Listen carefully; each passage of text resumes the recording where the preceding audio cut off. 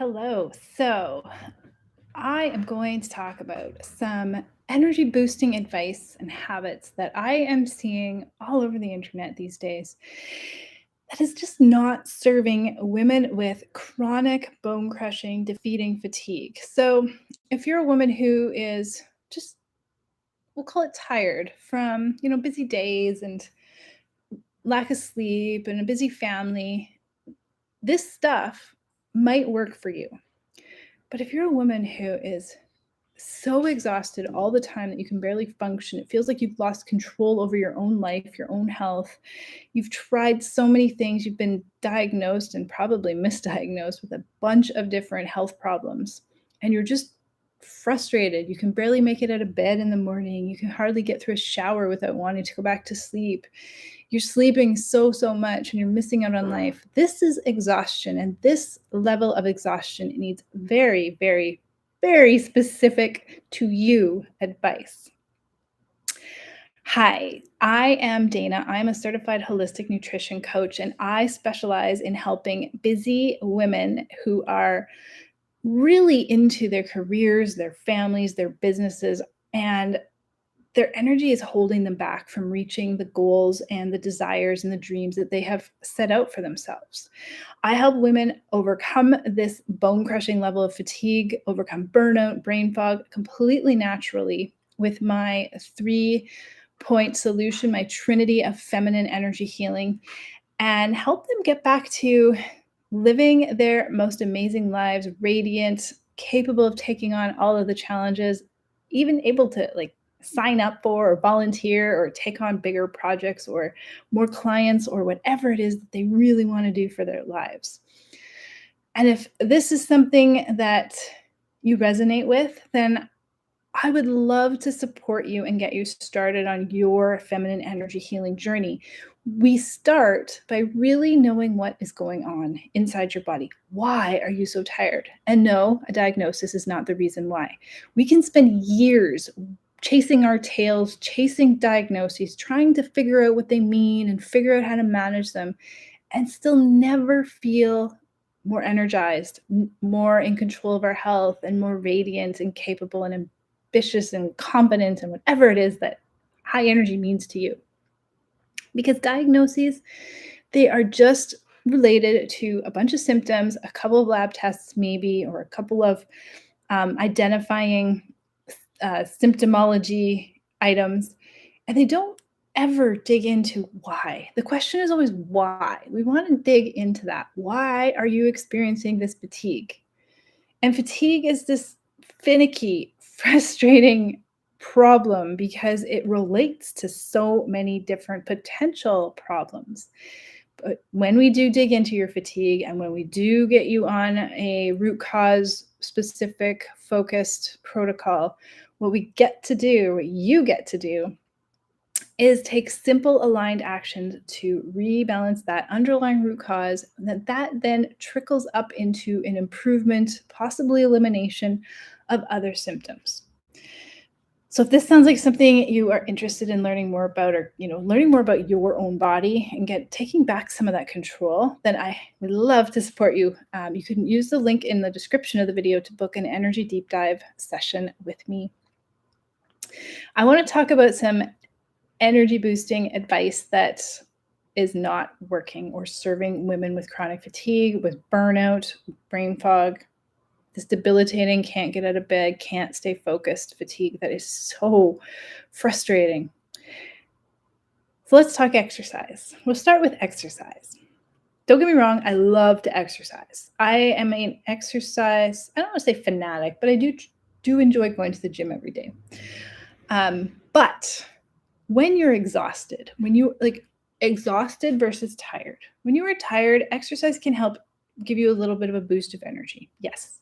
When you're exhausted, like bone crushing exhaustion, that exercise is going to pull out really important nutrients that are needed to try to energize you.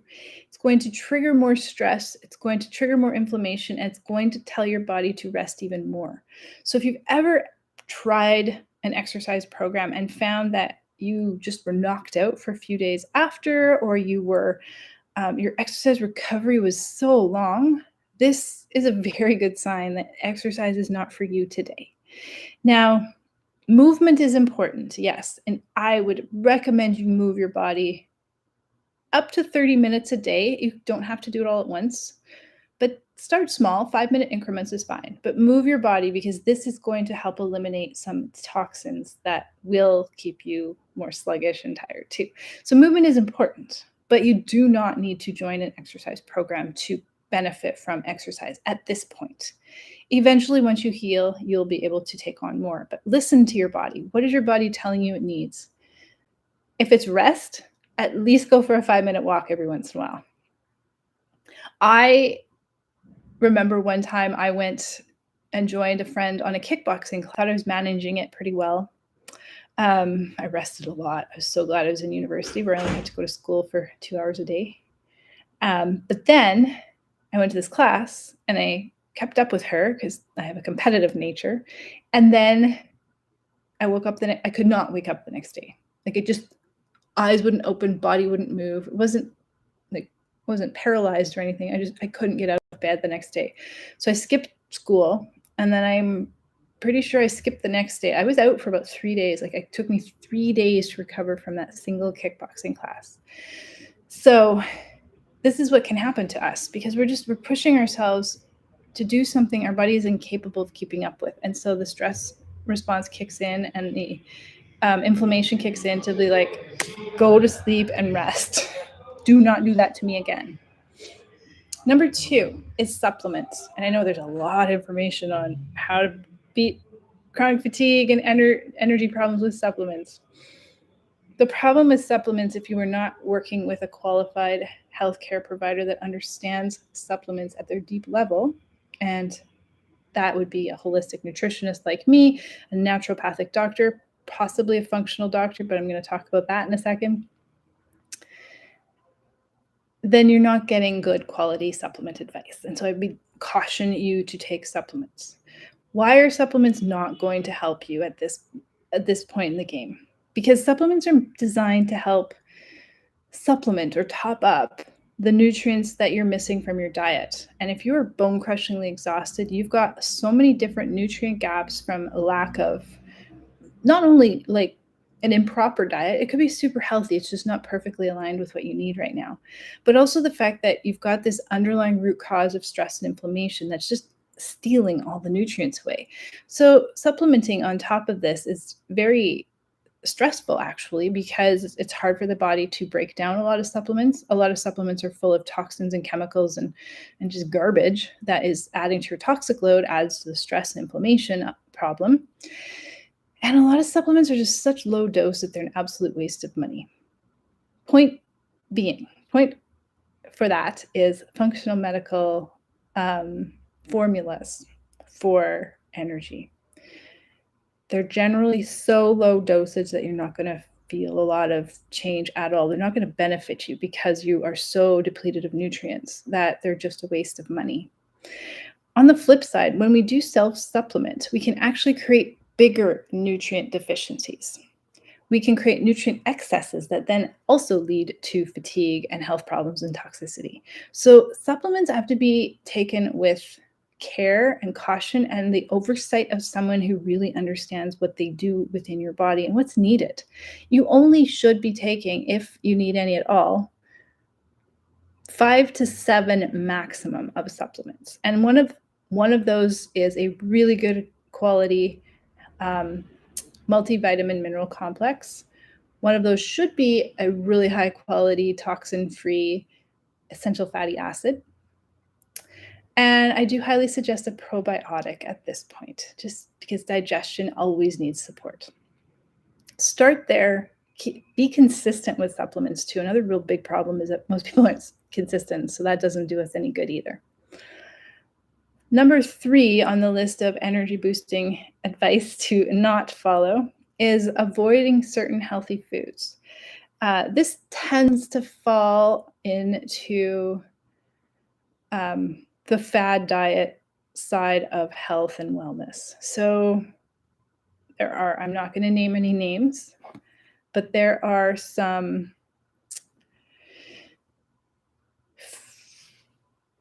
health pros who cite that detoxification is the best way to improve energy, to get rid of Epstein-Barr virus, to help alleviate burnout. And when I look at the foods and the meal plans and the menus that they are pushing on people through their protocols, they're actually removing some of the top, most nutrient-dense, nutrient refueling foods that someone with chronic fatigue actually needs. One in particular has zero protein, like zero protein in it, which is so unhealthy for women with chronic fatigue because we need protein to support immunity and to build and create and produce our hormones that help keep us healthy and energy regulated at a nice level. So anytime you see a fad diet out there that's telling you to avoid healthy foods like good quality protein, whether that's animal products or lentils or beans or chickpeas or quinoa, fruits, anything that's telling you to avoid fruits, vegetables, healthy fats, these are all big red flags to walk away from those fad diets 100%. Paleo is a really perfect example of what could be a healthy diet, but isn't for women with fatigue because there are certain foods that aren't allowed on a paleo diet, like lentils, that are crucial for refueling and calming and nourishing the stress response, which is one key factor behind chronic fatigue recovery. We need to nourish the stress response. Number 4 is if anyone tells you to manage stress. Now, I'm sure you've already been told that stress is a big factor in your fatigue, but then been told, well, reduce your stress, manage your stress, relax more. Not only is this really, really kind of anxiety provoking in a lot of women, especially women who are busy with careers that they want to fulfill and businesses they want to build and families they want to be a part of, but managing stress alone isn't going to do anything to refuel the stress response. And that is the underlying root cause of your fatigue. You are lacking nutrients needed to fuel that stress response, to keep it resilient so it bounces back from stressors and doesn't exhaust you. Caffeine. Now, while I do enjoy a good cup of coffee, caffeine is something to be used only in small amounts. I have 2 cups of coffee a day. That's it. Sometimes it isn't even 2. I just drink what feels good, and sometimes it's half a cup, and sometimes it's the full 2 cups. But caffeine, yes, it can energize you, but remember that caffeine is spiking cortisol. So every time you're having coffee or caffeine, you're triggering that stress response, which is already weak, doesn't have enough nutrients. It's stealing nutrients away from other important health areas of the body, mitochondria function, energy production, hormones, all of that. So if you caffeine, have it only on a full stomach, never on an empty stomach, ever. And try to stop caffeine before 12 p.m. and don't have anything in the afternoon. Number 6. Yes, 6 is if you are legit like battling bone crushing chronic fatigue and burnout and brain fog and all that, only focusing on nervous system healing and rebalancing is only going to get you like a tiny way towards your goal. I do believe that nervous system healing is a crucial part of the holistic chronic fatigue recovery solution, but only focusing on the nervous system through meditation and maybe even trauma release activation, Reiki, talk therapy, if that's something that you need. This will help to a point, but what this is not doing is refueling those underlying nutrient gaps and rebalancing the nutrient quantities throughout your body that are needed to keep you feeling energized and healthy. Your nervous system runs on certain fuel as well. It's not, again, not a standalone entity that is only influenced by external stressors or, trauma in the past or that sort of thing. It is highly, highly influenced by things happening inside your physical body. Nutrient gaps are a huge factor behind nervous system dysregulation, as is a stealth infection like Epstein-Barr. Even if it's not manifesting as flu-like symptoms or viral-like symptoms, you can still have an Epstein-Barr virus activation that is impacting the health of your nervous system. So we can't only focus on those, while wonderful, but single modality nervous system healing techniques. Number 7 is just catch up on sleep. Sleep more. You can't outrun bad sleep. If you are fatigued, if you are tired and not sleeping well during the week and catching up on the weekends and it's working, then you're tired. If you're exhausted, bone-crushingly fatigued, chronic fatigue, burnout, that level of exhaustion, chances are catching up isn't working. And you're finding that when you do have time to catch up, it makes you more tired. This is a really good sign that your circadian rhythm is completely out of whack and needs a lot of love. And that, again, ties back into how well your stress response is functioning. Is it resilient? Is it fueled? Is it firing when it needs to and then turning off when it doesn't need to be on anymore? So catching up on sleep isn't a way to outrun fatigue. Likewise, number 8, sleeping too much. This is a big mistake that a lot of women with chronic exhaustion make. And I get it. I used to be this person where like, I'm so tired, I'm just going to sleep. And it creates a perpetuating problem because the more you sleep, the more you're essentially telling your circadian rhythm and your stress response, the energy hormones that wake you up in the morning and keep you focused and alert throughout the day, to just not bother. The more you sleep, the more your stress response, your circadian rhythm, your cortisol release, your natural needed cortisol release just shuts off. And so you just feel tired all the time. It's like you flatlined. So if this is you, slowly roll back how often you're sleeping.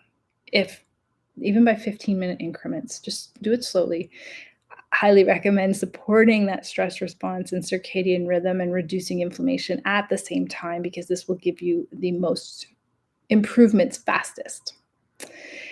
And then the final, number 9, energy boosting habit is this. It's not really a habit or a piece of advice, but it's kind of sits there under the surface of everything else that is going on. And it's this idea that we need to be able to control everything. We need to continually be doing. We need to do our own research. We need to research the shit out of things before we take action. Or we need to just do something someone else tells us to do, blindly following what they say because they're maybe an expert or that looked like a good protocol to follow, even though it doesn't feel good to you. It is absolutely, in fact, it is 100% okay to not do something that doesn't feel good for you. Most of these energy boosting habits and tricks and tips and supplement advice out there on the internet are not going to serve you. And therefore, if they don't feel good, don't do them. Find something else. I am a strong believer too in intuitively guided health where, yeah, do a bit of research, look it up, see what's going on out there. Pick something that feels like you can accomplish it. Do it for a little while, but if it doesn't feel good, stop. Start listening to your body. What is your body telling you it needs? Often this intuitive guidance comes with a little bit of work after we've rebaselined the body back to a state of health, when we are adding, refueling the stress response, reducing inflammation, and firing up the mitochondria. But you can still start to listen to this. If you're researching the shit out of things and coming across varying pieces of information, that's not going to serve you. That's just going to add to your stress response, because the research isn't necessarily going to align with what your body needs. And a lot of the research out there is very much one symptom focused or one health lab test focused or point in time focused. And so it doesn't take into account your unique stress levels, your unique hormonal balance, your unique fatigue, your unique digestive abilities, everything that's going on inside your body. So again, it's okay to research, but there comes a point where we need to stop and just take action that feels good. And like I said, that can take some time to figure out. It's one major part of my energy rejuvenation VIP experience with my clients, because my goal is to help them heal to a point where they feel really good and energized and resilient in their stress response. And like, life is a lot more simple and easy. And then teach them how to go through life as like a normal functioning person, where they get to eat what they want to eat, and they get to, really tune into what feels good and know exactly what to do to maintain their new level of health so that they don't fall off the wagon.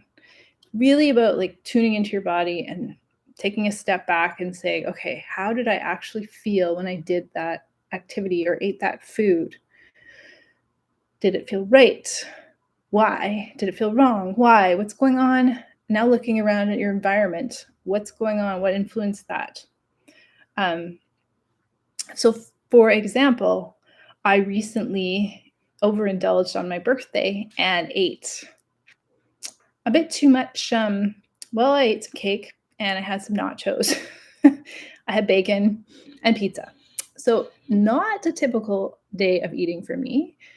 And it came out to bite me in the butt the next day with heartburn. And I ate a lot better the next day, but I had some noodles, so higher carb food there, and that the Sunday was horrible. I could barely swallow water. That's how horrible this heartburn was. And my first thought was like, oh crap, I'm gonna have to get some Tums. And then I thought, I'm like, you know what? Wait a minute. I don't feel like that is the way to go. And I know that is not what's going on in my body as a holistic nutritionist. So I took a step back and took all of my other circumstances. I haven't been sleeping well because of a cat situation that I am trying to rectify. We just moved, so I did go through a major change, and while it's fun and I love it, it's a little stressful. This cat situation is also stressful. I have stress in my life for other reasons, and I fed myself really poorly one day, and it all just kind of came to fruition with this heartburn. So looking at all of those pieces, I put it together that it's the lack of sleep causing my massively increased stress response. So my cortisol is way high. And when my stress response is on, that turns off digestion. So my stomach acid isn't being produced nearly at high enough levels to help digest the food I'm eating. Hence, I'm getting heartburn. So sometimes heartburn is not actually related to high stomach acid. It's actually related to low stomach acid and the fact that food is just sitting in your stomach unable to be digested. So as soon as I put these all together and started just simply having a little bit of apple cider vinegar in water before every meal, it was within 2 meals, I was able to feel fine. Um, I went from like scared to eat because everything hurt, like drinking water, to it's fine. I'm still a little cautious because I mean, digestion needs a little bit of love right now. So I'm being very kind to my stomach these days.